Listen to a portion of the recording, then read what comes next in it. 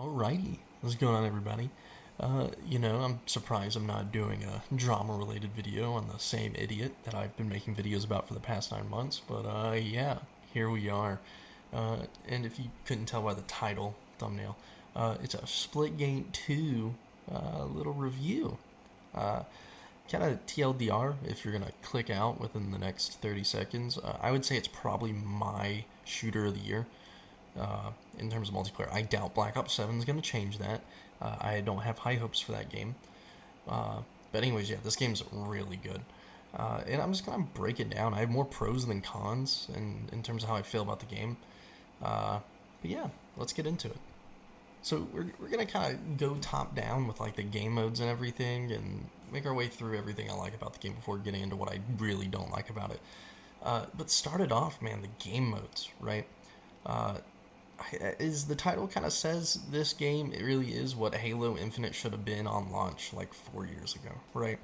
I got on this game, and within what has it been, a week, 2 weeks that I've been playing it off and on, like we've already had big team battle, quick play, arena. We had SWAT. We had team. What is it? The big head snipers. We had shoddy snipes. So to me, like they're just throwing everything out. They're letting everyone try everything out before they do like the actual release of the game. Um, but like me, I love SWAT. That came out like yesterday, I think, at the time of recording this, anyways. And for me, right, I was a high Onyx, fucking very close to champion Halo 5 SWAT player, right? Love that shit. Halo Infinite, I can't find matches on SWAT, right? Anytime it's been ranked, and I'm in Japan, right? So that there's the caveat. But anytime Halo Infinite has had SWAT in the ranked rotation, it's just I can't find games, or like the network is so bad where like 180 ping feels like 1,000 where my shots just aren't registering. So, but this game, even though I'm playing on US servers 95% of the time because I'm seeing crazy American names, my shots register. I am landing my headshots. In the gameplay you're seeing, I don't know if I have it up there, but I had a game where I went like 30 and 8 SWAT. And it's like, it's fun. And I'm really hoping they have SWAT ranked when the game comes out. And I'm gonna keep just jerking off SWAT as a game mode. I would say it's my favorite Halo game mode over the years. But like even Halo Infinite didn't have SWAT at launch, or in its quote unquote beta. It took them a while to get it what was it, Tactical Slayer. Um, but this game has it in its first couple weeks, which is crazy to me. Um, but I really like it. SWAT feels really good. If they bring rank SWAT in, I'm gonna go crazy on that. Fucking, I'm an old man, but damn it, I'm gonna go crazy, right? But yeah, I mean, all in all, kind of bundle all that up.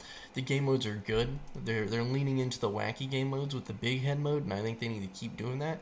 To I just want to see what they do, right? Halo Infinite was so scared at launch to try these crazy game modes, but this game ain't afraid of it.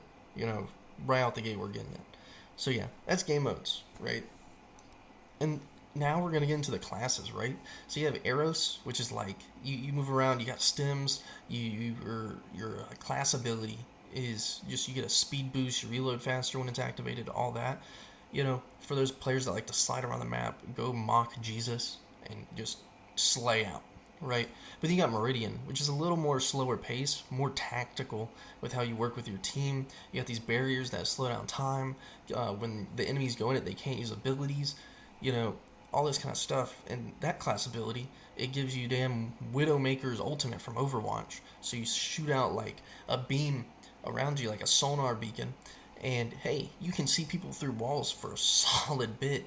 And in SWAT, going back to the SWAT conversation, you know, that just allows you to line up your headshots through the walls, man, in one tap. It's crazy. I think they should disable abilities in SWAT. That's my opinion. I think they're a little overpowered, but that's just my opinion. Anyways, and then you got Sabrast, right? It's the heavier class. All its weapons feel heavier, but they hit harder. And then, the class play for that, you just put up a little barrier, right? Kind of like the drop wall from Halo Infinite, except it shoots out in the direction you're looking, which is really convenient. I like the classes. I put a lot of time in the arrows. The pulse rifle on that mixed with the burst pistol, crazy, right? I run stims. I just like to run around and slay out.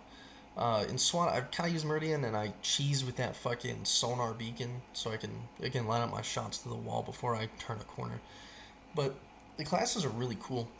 I think all in all, there isn't a weak class. Like, Meridian's guns feel so much better. They're tighter, their spreads are better, versus, Sabrask, which again hits harder, so its weapons are going to be as consistent. Or Eros, which in my opinion is kind of balanced. All of its stuff in terms of its weapons are balanced, except the shotgun. I really hate the shotgun. It does not hit hard enough, but the fire rate makes up for that.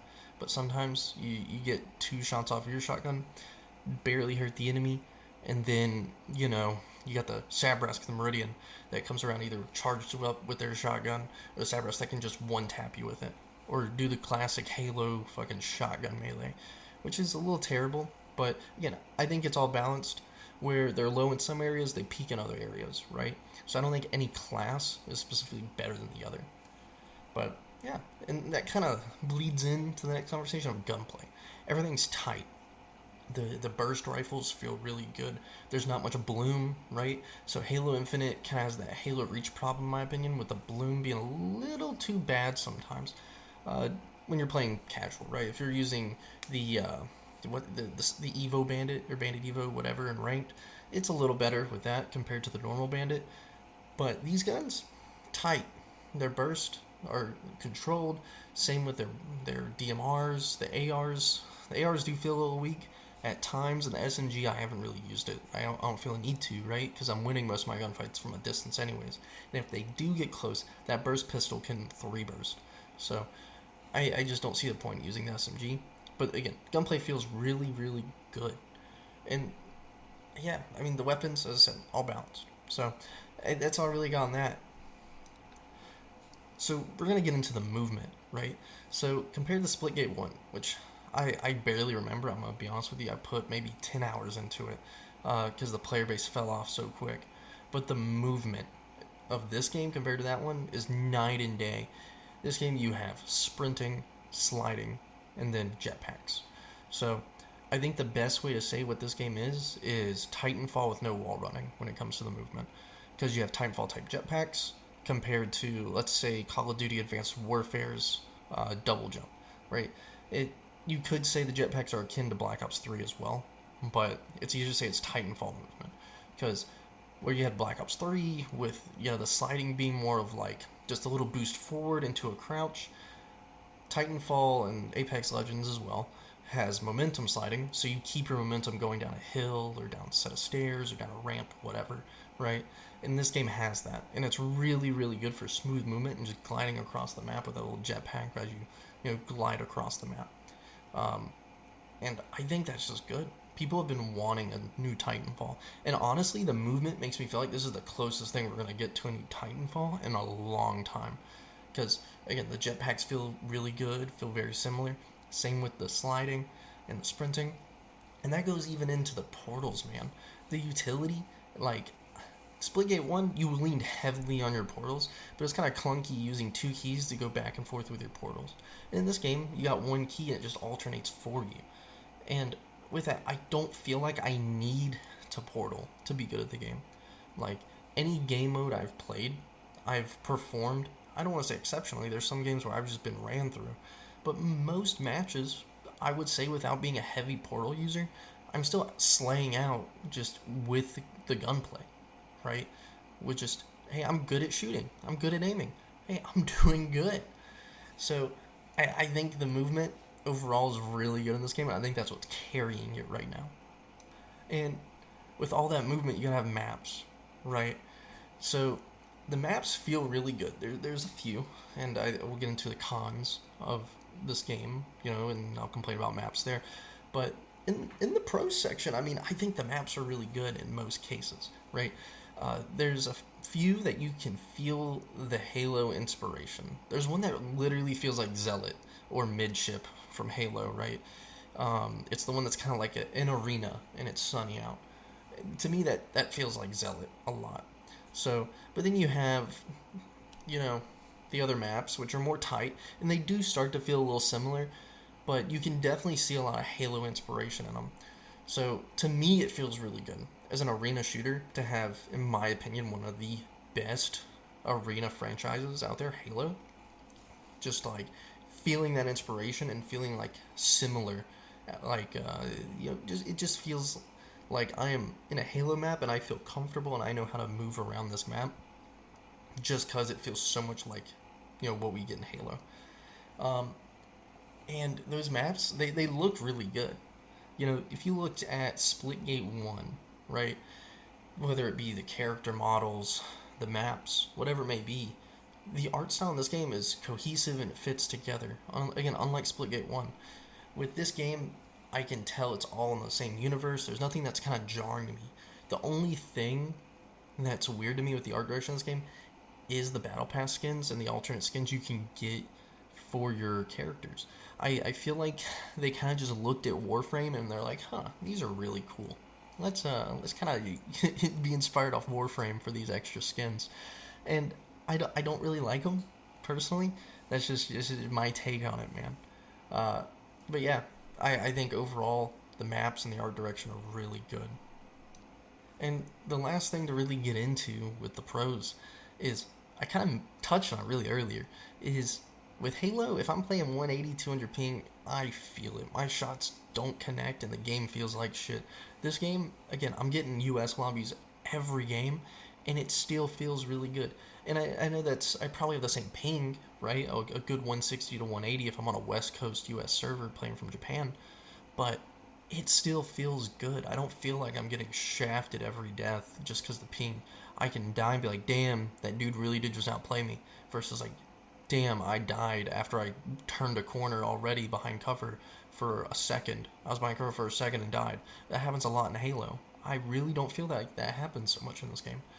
So, yeah, I mean, I would say that's all my pros for this game. All right, in terms of pros and cons, what is that? That's like 8 pros, okay?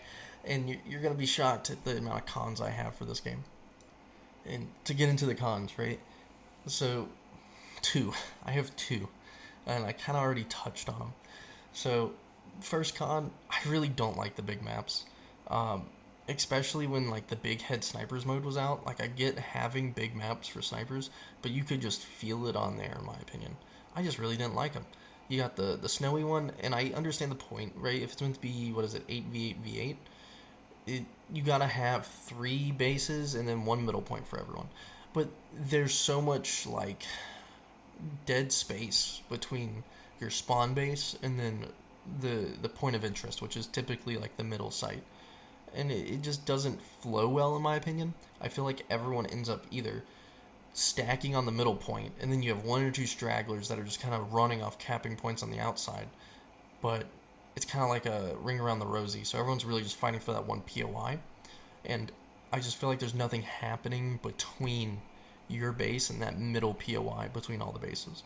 So that's just the way I see it. If there was more area for me to have like a productive fight between my base and the middle base, instead of just being an open field or like a cliff edge where I can just get sniped from, then I think it would be better. And then mostly complain about the snow map. The one that was more like a canyon map, I really liked that you have a line of sight almost from your spawn to the little launchers that are in the middle of the map, but it still is like just not fun going from your base to the middle.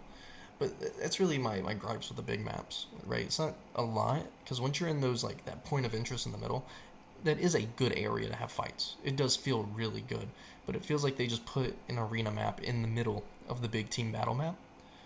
So it just kind of kills the flow of it being a big team battle match.